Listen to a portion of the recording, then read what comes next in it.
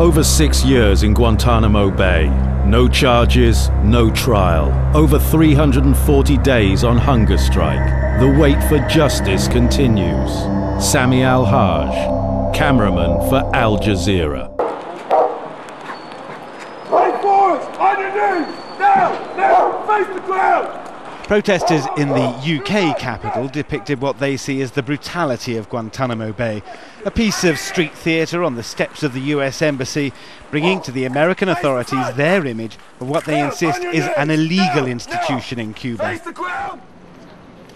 Outside the US Embassy in Australia, protesters dressed in replicas of the orange jumpsuits worn by Guantanamo detainees.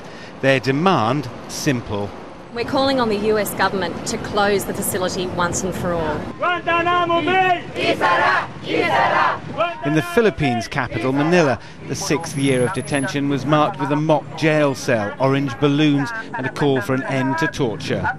We think that Guantanamo Bay is really an insult to the peoples who believe and respect human rights.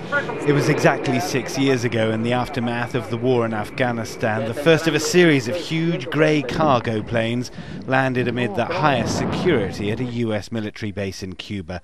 On board, those the American administration described as the worst of the worst, to be held at Guantanamo Bay without the protection of the Geneva Convention. Soon to be among their number, Sami al-Hajj, an Al Jazeera camera operator who was taken when filming in Pakistan.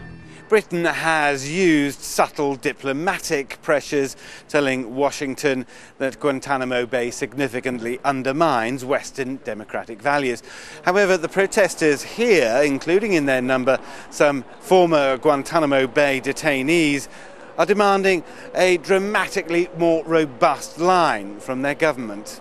It's outside the scope of the law. There is no due process there for anybody that's been held there. Nobody's been convicted of any crime that's recognised. Nobody's been freed as a result of any legal proceedings. It's simply outside the scope of the law. What is your problem? What is your problem? 6 years on and nearly 300 still held without recourse to law. The protests continue. Richard Bestic, Al Jazeera, London.